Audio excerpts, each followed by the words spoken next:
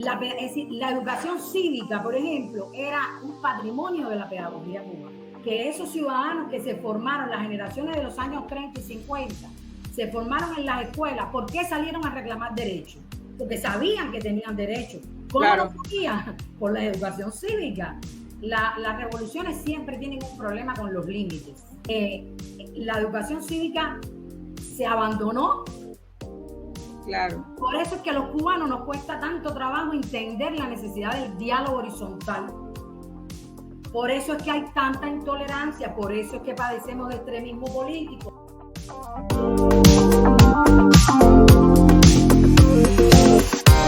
Tocando el punto para referirme a algo en lo que tú comentaste y que a mí me parece muy importante, porque la revolución no nace de la nada. Y yo creo que un error, digamos, una limitación que hemos tenido a lo largo de estos 60 años es que la gente crea que Cuba empezó o saltó de las guerras de independencia para el año 59 o empezó a vivir en el año 59. Y el tema de la educación particularmente, por más que es cierto que existía analfabetismo y todo lo demás, hay que decir que en la cultura cubana, en la historia de Cuba, el tema de la educación, el tema del contacto con el mundo, con las nuevas culturas, con todo eso, está en nuestras más profundas raíces. Y eso es lo que explica que enseguida existieron los llamados en el siglo XVI maestro escuela, maestra escuela, y eran criollos, por ejemplo. Y es decir, siempre hubo una sensibilidad particular en relación con la educación, lo cual no quiere decir que no haya habido desigualdad, pero ese fue un tema que la gente podía tener muchas dificultades, los padres ser muy pobres, pero si podían, ahorraban hasta lo último para que su hijo tuviera educación. Sí, y por eso es que nosotros tenemos un historial anterior al 59 que tiene que ver mucho con, por ejemplo, las figuras que tú mencionabas, un Varela, un Martí, un Luis Caballero, que además está muy asociada a la enseñanza también a la formación del patriotismo, porque Luis Caballero decía, tengamos la enseñanza, tengamos la educación y Cuba será nuestra. Es decir, ¿cuál es el papel del maestro en el aula? Pero después en la República tienes a Enrique José Barona, tienes a Alfredo María Guayo. Es decir, hay toda una intencionalidad en relación con la educación. De la República Burguesa, digamos, había, es decir, la pedagogía cubana de esa época estaba a la altura de las corrientes más modernas de la pedagogía. Cuba fue parte de la comisión que redactó, por ejemplo, la Declaración de los Derechos Humanos. En Cuba, en esos años, entre los 30 y los 50, se impartía educación cívica y se llegó a impartir en todos los niveles. Es decir, la educación cívica, por ejemplo, era un patrimonio de la pedagogía cubana. Entonces, háblame un poquito de la educación cívica, porque sabes que como mi mamá era maestra normalista, una de las cosas que ella decía que lo peor que se había hecho, y esto me lo decía en los 80, fíjate tú, que lo peor que se había hecho era quitar la educación cívica de la educación, de toda la educación, desde la primaria hasta la universidad. Háblame un poquito de en qué consistía un poco la educación cívica y cómo eso influía en la formación de las generaciones. Mira, para mí esa fue una de las peores cosas que se hicieron, para mí. Porque contó, incluso cuando triunfa la revolución en el mismo año 59, cuando se aprueba la reforma integral de la enseñanza, Armando Hart dijo que aquella educación cívica, todo aquello tenía muchísimos problemas, pero que había que tratar de no tirarlo todo, sino aprovechar lo que era positivo. Pero en la práctica eso no se hizo. Se desconoció la educación cívica y después se vistió con otro traje y se convirtió en educación política, político-ideológica. Entonces, eso fue un gran problema. Cuando se decía también que había que rechazarla porque se enseñaba en las escuelas, pero en la práctica teníamos una dictadura, pasaba esto, pasaba aquello. Todo eso es verdad.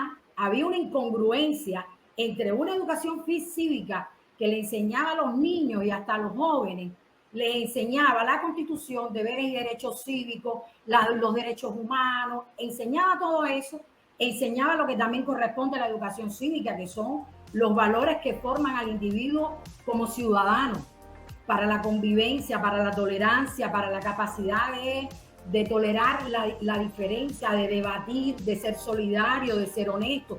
Todo eso forma parte de la educación cívica. Entonces, es cierto que aquella educación cívica tenía los problemas a la hora de contrastar con la realidad, pero ojo, fue tan importante que de ahí salieron generaciones de cubanos que lucharon por la revolución, porque de lo contrario, ¿cómo o vamos a creer que esos ciudadanos que se formaron, las generaciones de los años 30 y 50, se formaron en las escuelas, ¿por qué salieron a reclamar derechos? Porque sabían que tenían derechos. ¿Cómo lo sabían? Por la educación cívica. Entonces, ¿qué pasa después del triunfo de la revolución? Que al desmontar la educación cívica, las revoluciones siempre tienen un problema con los límites. Sí. Porque la revolución es un cambio radical. La revolución es un cambio radical. Sustituye la maquinaria estatal anterior, pero el gran pecado de cualquier revolución es negarlo todo. Porque en esa negación te llevan lo bueno y lo malo. Es lo mismo que yo, por ejemplo, hoy critico en relación con la gente que quiere acabar con todo. La nueva, se acabó todo, esto es una nueva vida. Bueno, pues no puedes hacer eso, porque sencillamente eso fue parte de lo que se hizo, que se llevó al extremo y nos dio los resultados que no se buscaban originalmente. Claro. Entonces, cuando triunfa la revolución, en definitiva te decía que a pesar de que hubo esa reforma integral de la enseñanza, la educación cívica se abandonó.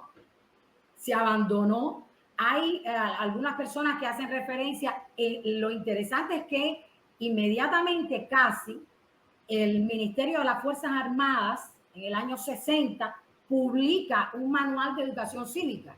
Y hay gente que dice, sí, había educación cívica porque por ese manual de la FARC se estudió. No, señor. En primer lugar, el manual se llamaba así, pero lo que tenía de contenido es Fidel, el Che, la revolución. No tenía. No, es que incluso, fíjate, cuando yo estuve mirando y te leo algo sobre eso, mira, decía, el núcleo de la campaña de alfabetización se desarrolló principalmente, que por esto es que yo traigo el tema del adoctrinamiento, ¿no? Porque empezó tan temprano como con la alfabetización. Y decía, a través de brigadas de voluntarios que se desplazaron por el país para realizar esta labor, ¿no? Estas brigadas usaban como material el manual Alfabeticemos y la cartilla Venceremos. El manual estaba destinado a servir de guía al alfabetizador y la cartilla era el cuaderno de trabajo. Dice, el manual estaba formado por 15 lecciones relativas a asuntos de carácter sociopolítico, para una gente que eran ignorantes, impregnadas en los contenidos ideológicos de la revolución, y tenía títulos como la OEA, el Instituto IRRA, que era el Instituto de la Reforma Agraria, la Revolución, Fidel es nuestro líder, la tierra es nuestra, abajo el imperialismo. Esos eran los temas con los que se estaba educando a estas personas que eran totalmente analfabetas. Es decir, estabas cogiendo un cerebro, hay que decir que habían analfabetos desde los, me imagino que habrían empezado a los 6, 7 años, hasta las personas aquellas que, como yo dije, no podían coger el lápiz. Pero imagínense ustedes este primer contacto que tú tienes con la educación, y que ya de entrada te estén hablando y te estén sembrando la semilla del agradecimiento total, que a ver, yo repito, hay que agradecer porque a lo mejor otro sistema no hubiera hecho esto de alfabetizar a 1 millón de personas, que eso es otra cosa que a mí siempre me gusta dejar claro. Se alfabetizó a 1 millón de personas dentro de 8 millones de personas que eran los cubanos, porque a veces se dice, se alfabetizó a todo el pueblo. No, que no éramos un pueblo de ignorantes. Había un alfabetismo del 23% y se llegó al 3%, es decir, se alfabetizó 1 millón de cubanos, que es mucho, son muchos, pero no es todo el pueblo. Y eran personas sobre todo que vivían en áreas intrincadas, las montañas de Pinar del Río, el Escambray y la Sierra Maestra, arriba y abajo, como me dijo el amigo mío que fue alfabetizador, norte y sur, pero no era todo el pueblo, y también se dan unos datos, 800,000 niños, sí, pero 800,000 niños eran los niños que habían antes de la revolución. Hay niños que de menor de 5 años que no se alfabetizan, con lo cual eran muy menos la población. A ver, que no estoy quitándole mérito a la labor, para mí fue una labor inmensa, bellísima, Pero esa estructura mental que tenemos de que la revolución alfabetizó al pueblo de Cuba, no, para nada. No, realmente, si el pueblo de Cuba en su conjunto hubiera necesitado alfabetizarse, no hubiera triunfado la revolución. Porque la revolución cubana no se explica porque la gente estaba pasando hambre y si vas a ver los indicadores económicos, posiblemente sea contradictorio para algunas personas. El tema es que el componente subjetivo tiene un papel importante. Y en ese componente subjetivo está la educación. Ahora, eso no quiere decir que no haya sido una grandísima, extraordinaria obra, que como fue en la educación, fue también en la cultura, fue también en el deporte, porque fue también en la salud, porque la revolución masificó, universalizó, dio el acceso a todo el mundo. Y eso fue una extraordinaria conquista. De lo contrario, no hubiera tenido los altos índices de apoyo popular, de consenso que tuvo durante esos años iniciales. El problema es la derivación que tiene después. Esa es otra historia. Ahora, en relación también con la alfabetización propiamente en ese año 61, yo creo que hay algunas cosas que habría que matizarlas o tal vez comprenderlas desde la óptica de la sociología de las revoluciones. Todas las revoluciones, como son cambios profundos, son cambios también en términos de mentalidad. Y eso explica que aunque todas esas personas eran analfabetas, el mensaje que les llega es el mensaje de la revolución. Entonces, eso, sin embargo, si tú ves eso por una parte y por otra parte ves algo que a mí me parece que fue muy valioso en su momento, que después también tuvo otras lecturas, pero que en su momento, en palabras de Fidel, era la revolución no te va a decir cree, te va a decir lee.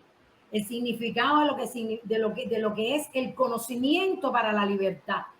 Eso fue extraordinario y fue un logro. Y era lógico que si esos alfabetizadores, 2 años después del triunfo, estaban haciendo esa obra gigantesca de la revolución, pues el mensaje político formara parte de eso.